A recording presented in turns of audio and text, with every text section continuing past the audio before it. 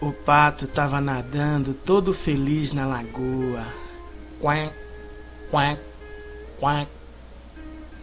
E o pato mergulhava, ia lá no fundo da água e pegava o peixe e saía para fora. E todo feliz, o pato nadando na lagoa. Quack, quack, quack. De repente, quando o pato está ali nadando, todo feliz e quack, quack, aparece a dona raposa. E ela, seu pato, nadando na minha lagoa, né? E o pato disse: e quem foi que falou que essa lagoa é sua? A lagoa é de todos. A lagoa é de todos que quiser vir aqui nadar. E a raposa: não, senhor, essa lagoa é minha. E não é a primeira vez que o senhor está nadando aqui, não é isso? E o pato: quack. É, dona raposa, eu nado aqui todo dia e a lagoa é de todos. Aí a raposa disse: não é de todos nada, essa lagoa é minha e eu vou lhe devorar. Eu vou estourar os seus neurônios e vou torcer o seu pescoço e eu vou lhe devorar. E o pato, que não era tão bobo, disse: olha aqui, dona raposa, você não vai me devorar coisa nenhuma. Você não vai me devorar antes de nós ir no tribunal. E a raposa disse: então tá bom, então vamos no tribunal. Saia de dentro da água e vamos no tribunal. Aí o pato saiu de dentro da água e foram os dois no tribunal. Aí quando chegou lá no tribunal, o pato levou um susto. Por quê? O juiz era uma raposa. Os promotores eram raposa. Os advogados eram raposa. E sentenciaram o julgamento do pato, e estraçalhar o pato e devorar o pato. Olha só o que foi que aquelas raposas com seus próprios juízos fizeram diante do pato. Então, diante dessa ilustração, vamos mostrar realmente quem são as raposas. E o Senhor Jesus, um dia ele disse assim, não julgueis para que não sejais julgado. Porque sereis julgado com o critério com que julgais, e sereis medido pela medida com que medis. Porque vê tu o cisco no olho do teu irmão, e não repara na trave que está nos teus próprios olhos. Pois é, figuradamente, a raposa, nos dias de hoje, as religiosidades, as crenças que tem nos dias de hoje, muitas raposa que figuradamente se representa como religioso estão fazendo os seus próprios julgamentos, fazendo a sua sentença diante das pessoas, criando as suas próprias leis religiosas e passando para as pessoas. Lei que eles mesmos não cumprem e querem que as pessoas cumpram. No Velho Testamento, quando Deus deu por intermédio de Moisés as leis, ninguém cumpriu. Era jugo pesado demais. E hoje a gente vê em muitas igrejas, os religiosos, os representantes de suas religiões colocando leis que as pessoas não conseguem cumprir. Leis que o Senhor Jesus já cumpriu e que agora ele sentencia o juízo e fazendo com que as pessoas cumpram. Agora deixa eu te falar uma coisa. Vai sim haver, no final do tempo, um juízo de Deus. E se agora, nesse momento, você não se preparar para esse juízo, aí sim vai ser o último juízo. Se você não se preparar, você não vai poder fugir da sentença de Deus. E esse juízo está lá no livro de Apocalipse 20, do versículo 11 até o 15. Isso aqui é a palavra de Deus e por isso você tem que crer nela. Olha só. E vi um grande trono branco e o que estava sentado sobre ele e cuja presença fugiu a terra e o céu, e não se achou lugar para eles. E vi os mortos, grandes e pequenos, que estava diante de Deus, e abriram-se livro, e abriu-se outros livro, que é o livro da vida. E os mortos foram julgados pelas coisas que estavam escritas nos livros, segundo as suas obras. E deu o mal aos mortos que nele havia, e a morte e o inferno deram os mortos que nele havia, e foram julgados cada um segundo as suas obras, e a morte e o inferno foram lançados no lago de fogo. Esta é a segunda morte, e aquele que não foi achado inscrito no livro da vida foi lançado no lago de fogo. Esse julgamento aqui não é um julgamento religioso, é o julgamento do Senhor Deus que vai haver nos finais dos tempos. E esse julgamento vai ser exatamente para aquelas pessoas que vivem agora e que rejeitam a palavra do Senhor Jesus e que rejeitam o mandamento do Senhor Jesus. Vamos então. O homem já nasce sentenciado à morte. A morte na Bíblia representa o homem que está com seu pecado. Uma certa época, o Senhor Jesus chegou para um bando de religiosos e disse assim: vós não credes que eu sou, por isso morrereis nos vossos pecados. Então Jesus estava falando para aquele pessoal ali, que eram os saduceus, os fariseus, que eles iam morrer com os seus pecados. Então aquelas pessoas estavam sentenciadas ao juízo, ou seja, estava morto nos seus pecados. E aquelas pessoas que morrerem com seus pecados vai passar por esse juízo aqui, esse juízo que está escrito lá em Apocalipse 20, que eu acabei de ler para você agora. E como é que você tem que fazer para se livrar desse juízo de Deus? Pois é, agora é a hora. Enquanto você está respirando, enquanto você tem vida, você tem que se preparar para você não passar pelo juízo de Deus. Porque o Senhor Jesus disse que quem nele crê não é julgado. O que não crê já está condenado. E como o homem já nasce sobre a sentença do pecado, ele precisa tirar sua culpa e passar para Jesus. Ora, só vai ser sentenciado diante de um juízo quem tem culpa, não é verdade? Porque é réu, porque deve, então merece ir para um julgamento. E como a Bíblia diz que todos pecaram e todos estão separados de Deus, então todos merecem o julgamento. E o Senhor Jesus disse: vinde a mim, todos que estáis cansados, sobrecarregados e oprimidos, e eu vos aliviarei. De que Jesus estava falando que o homem está sobrecarregado? O homem está sobrecarregado de pecado. E o pecado é a sentença da morte. É o juízo que ele tem que enfrentar. Porque diante de Deus, o homem com pecado, ele vai ter que ser julgado. Vai ter que ser sentenciado à morte. Foi por isso que João escreveu aquilo que o Senhor Jesus falou.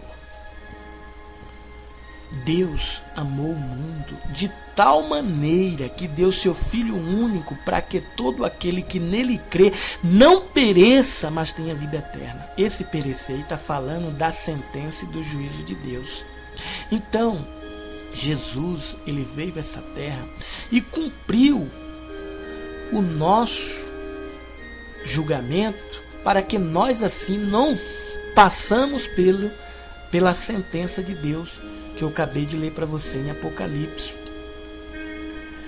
Jesus, ao ser batizado, ele recebeu, ele aceitou todo o nosso pecado sobre ele, para que nós agora não sejamos condenados pelo juízo de Deus. E no final aqui do capítulo 15 está dizendo assim: aquele que não foi achado escrito no livro da vida foi lançado no lago de fogo.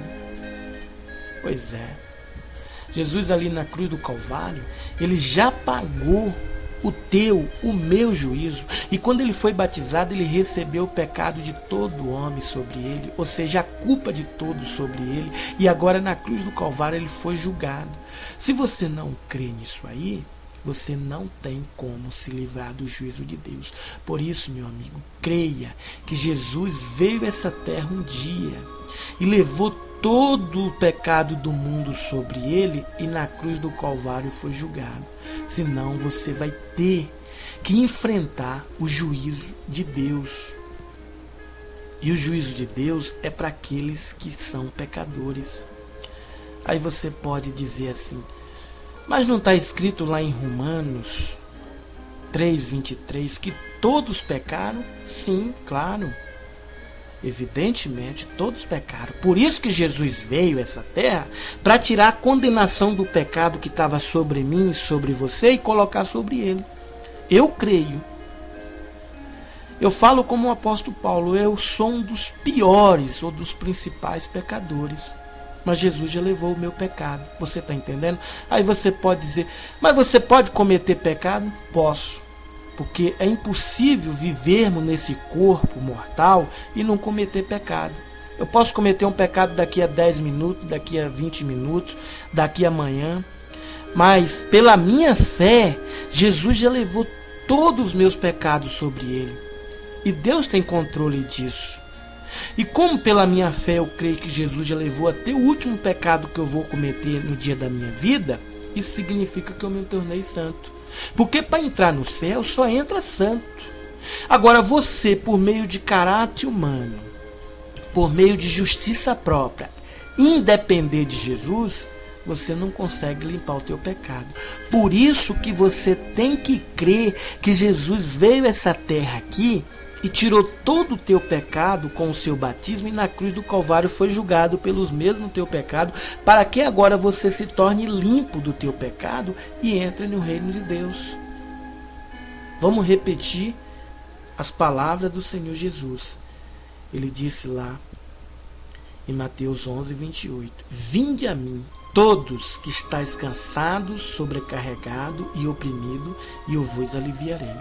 Então todo homem nessa vida carrega um fardo, e esse fardo chama-se pecado. Agora, se o homem não ouvir a voz do Senhor Jesus chamando: vinde a mim todos que estáis cansados e oprimidos, lá em Apocalipse 3:20 também ele resumiu isso, disse assim: eis que estou à porta e bato. Se alguém abrir a porta, eu entrarei na sua casa, cearei com ele e ele comigo. Isso significa que quando Jesus entra na vida do homem, ele tira todo o pecado do homem. Não pense você que você não tem pecado. Todos. Não pense você que quem tem só pecado é só um bandido que cometeu um delito criminoso e que agora está pagando lá na cadeia, ou uma pessoa que estrupou até mesmo uma criança. É horrível, é sim, mas não só ele que tem pecado. Mesmo você que tem um caráter moral exemplar, você também tem pecado. O Senhor Jesus, uma certa feita, disse assim: ouviste o que foi dito lá na lei de Moisés, não adulterará? Eu, porém, vos digo que aquele que olhar para uma mulher com intenção impura, já adulterou com ela. Raciocine comigo. Qual foi esse ser humano que nunca cobiçou um sexo oposto? Qualquer um de nós. Aí você pode dizer: mas se for um eunuco, um homem que não tem atração por mulher, uma mulher que não tem atração por homem? O Senhor Jesus, ele também disse certa feita, disse assim: que aquele que chamar o vosso irmão de tolo será réu do fogo do inferno. Quem é esse que nunca pensou em chamar o irmão de tolo? Então Jesus está dizendo formalmente que na lei de Moisés as pessoas cumpriam o mandamento de não adulterar. Mas ele adulterava ao pensar em cobiçar o sexo oposto. Ou mesmo ele disse: não matarás. A pessoa não matava, mas a pessoa pensava em chamar o vosso irmão de tolo. É por isso que todo homem tem pecado.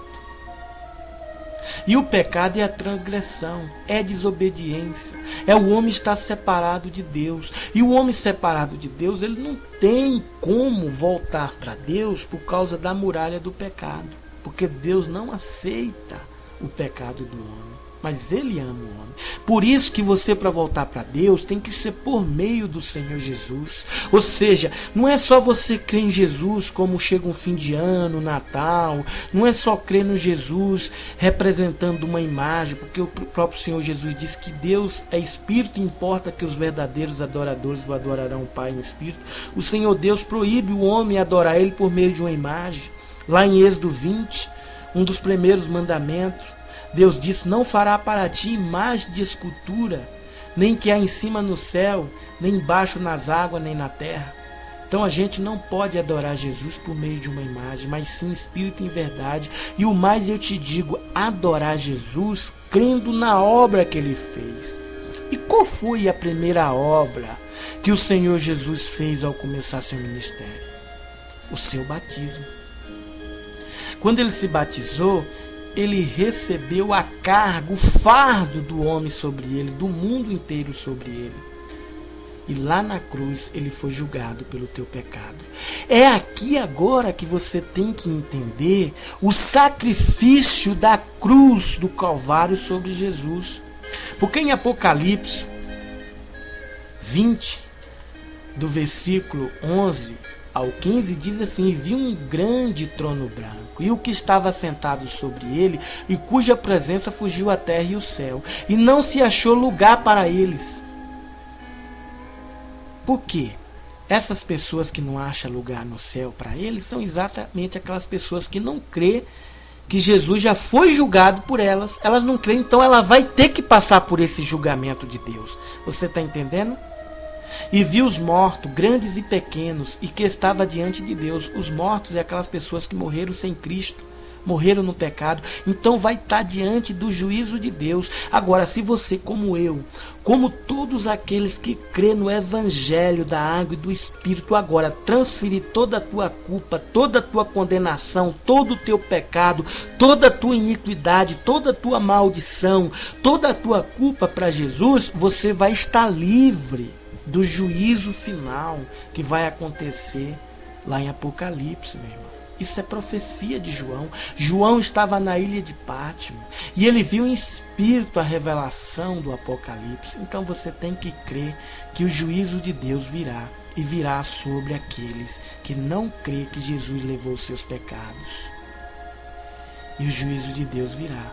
Ou também, se você partir desta vida antes de acontecer o juízo de Apocalipse, você não tem como se libertar depois de morto. É inútil fazer missa de 7º dia para tentar tirar a tua alma lá do purgatório. É inútil. Porque morreu sem Cristo é inútil. Você, antes de partir dessa vida, você tem que crer no Evangelho da água e do Espírito, ou seja, no Evangelho do resgate, no Evangelho da salvação, ou seja, no verdadeiro Evangelho da água e do Espírito, aquele Evangelho que Jesus ensinou para um judeu, um líder entre o judeu, um escriba. Ele disse assim: aquele que não nascer da água e do Espírito não entra no reino de Deus. E a água representa o batismo dele. E o Espírito significa que quando a pessoa crê no batismo de Jesus, ela é limpa do seu pecado, e o Espírito de Deus vai habitar na pessoa e vai capacitar a pessoa para amar o próximo, para amar a Deus acima de todas as coisas e cumprir os seus mandamentos. Porque sem o Espírito de Deus sobre a vida, ninguém consegue guardar os mandamentos nem a palavra de Deus. E para ter o Espírito Santo de Deus, só é quando a pessoa é limpa do seu pecado. E só pode ser limpo do seu pecado quando a pessoa crê no batismo de Jesus. Eu não estou falando de um batismo simplesmente na igreja, naquele batismo ali onde o pastor batiza a pessoa. Ali é uma apresentação simbólica, que a pessoa crê em Jesus. Mas hoje eles batizam na igreja e não ensinam que antes daquele batismo houve um batismo maior, que foi o batismo do Senhor Jesus no Rio Jordão. Porque se eu não crer no batismo que Jesus se batizou no Rio Jordão, é inútil até eu me batizar na mão de um pastor, porque o que vale é o batismo de Jesus, que ele se batizou para aceitar, para receber os nossos pecados, e na cruz do Calvário foi julgado. Agora é claro que ele disse: aquele que crê e for batizado será salvo. Pois é, Um dia que tu fores, ou se tu já foi batizado na mão de um pastor, você tem que entender, e aquele pastor tem que passar para você, que você está fazendo uma demonstração de fé pública, que Jesus levou os seus pecados com o seu batismo. Se o pastor não te ensinar isso, é inútil você se batizar, porque o batismo maior é o batismo de Jesus, quando ele se batizou por João Batista. Então creia nessa palavra e guarde no teu coração para todo sempre, por toda a eternidade, que assim você terá salvação por meio de Jesus Cristo e do Evangelho, da água e do Espírito.